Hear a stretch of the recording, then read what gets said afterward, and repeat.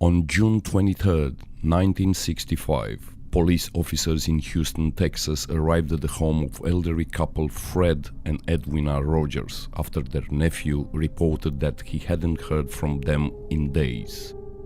When officers knocked on the door, no one answered. Eventually, they forced their way in and searched the home. Everything seemed relatively normal until they opened the fridge. Inside, they found several packages of meat neatly wrapped in butcher paper. At first, they assumed it was just food, but then in the vegetable crisper drawer, they found two human heads, Fred and Edwina Rogers. A deeper search revealed that the couple's dismembered bodies had been drained of blood, cut into pieces, and stored in the fridge. The autopsy later determined that Fred had been brutally beaten with a claw hammer, while Edwina had been shot execution style. Discovery of the crime. On Father's Day, June 20th, 1965, the family's nephew tried calling and visiting but got no response. 3 days later, on June 23rd, police entered the home. The grisly discovery in the fridge was only the beginning. Investigators noted that the house was surprisingly clean, but traces of blood were found in the bathroom and Charles' room. His room was locked from the inside, and police had to break in. Inside, they found a ham radio, maps, and books on navigation and survival. More tellingly, Charles was gone, no sign of struggle, and no clue as to where he had gone. The prime suspect. The police quickly turned their attention to the couple's only son, Charles Rogers, a 43-year-old reclusive man who lived in the same house but rarely spoke to his parents. The problem? He had vanished. Charles was an ex-Navy pilot, geologist, and skilled survivalist. Investigators suspected that Charles had killed his parents, dismembered them, and carefully cleaned up the crime scene before disappearing without a trace.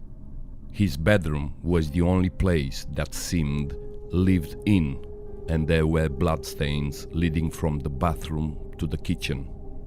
The disappearance and theories. Charles Rogers became the only suspect, but he vanished without a trace. Despite a nationwide manhunt, no verified sightings of him ever surfaced. He was declared legally dead in 1975, 10 years after the murders. Theory 1. Family abuse. In the 1992 book The Icebox Murders, authors Hugh and Martha Gardenier argued that Fred and Edwina were abusive and that Charles snapped after years of mistreatment. They claimed Edwina would steal money from him and Fred was physically abusive. Theory 2. CIA involvement. Another theory, more fringe but persistent, claims Charles was connected to the CIA. Some conspiracy theorists believe he was involved in covert operations and even had ties to the JFK assassination. One claim is that Charles fled to South America, using his survival skills and possible intelligence contacts. Theory 3. Planned escape. Given Charles' intelligence, radio expertise, flight skills, and reclusive habits, some believe the murders were premeditated and he had planned an escape for years, disappearing into a new identity. Why it remains unsolved. There was no forensic DNA analysis in 1965. The crime scene was too clean for its time, indicating knowledge of how to avoid detection. Charles was never found, and no physical evidence tied him conclusively to the murders beyond circumstantial clues.